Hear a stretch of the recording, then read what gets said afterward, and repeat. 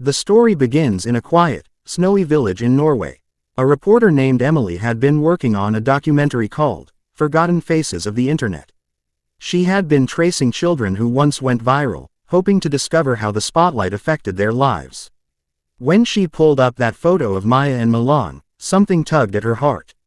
No one knew where they were now. Their parents had never spoken to the press. The accounts that had first posted the photo had been deleted. Emily wasn't the type to give up easily.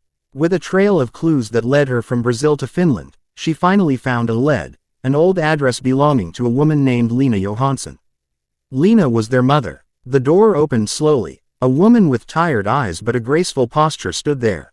Emily introduced herself, but before she could explain, a voice from inside called out, "Mama, is someone here?" Two teenagers stepped into view. A boy and a girl, maybe 15. Their eyes, still shining like they did in that rainbow photo, were unmistakable.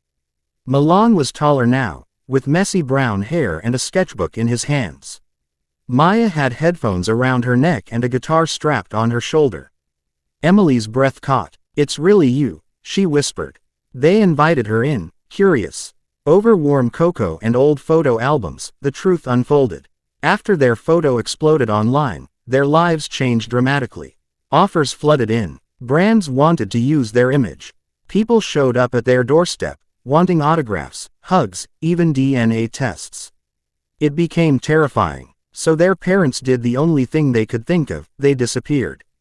They moved to a quiet part of the world, where the twins could grow up without cameras, without expectations. And grow they did. Maya loved music. She had already written over 200 songs and uploaded a few anonymously on SoundCloud. One of them had recently been used in an indie film. Milan was quieter but brilliant. His drawings looked like something out of dreams, surreal and painfully honest. But neither of them had any idea they were still remembered. "We thought people forgot," Maya said softly. Emily shook her head. "No one forgot. They just never knew where you went." She asked for permission to film them, tell their real story. They hesitated, but eventually agreed, not for fame, but for truth. The world had loved the image of them, but now it was time to meet the people they had become. The documentary aired 2 months later. It was called What Happened to the Little Twins? And when it ended, millions of people sat quietly in front of their screens, tears in their eyes. Not because they saw children, but because they saw two souls who had once belonged to the world, and chose to belong to themselves instead.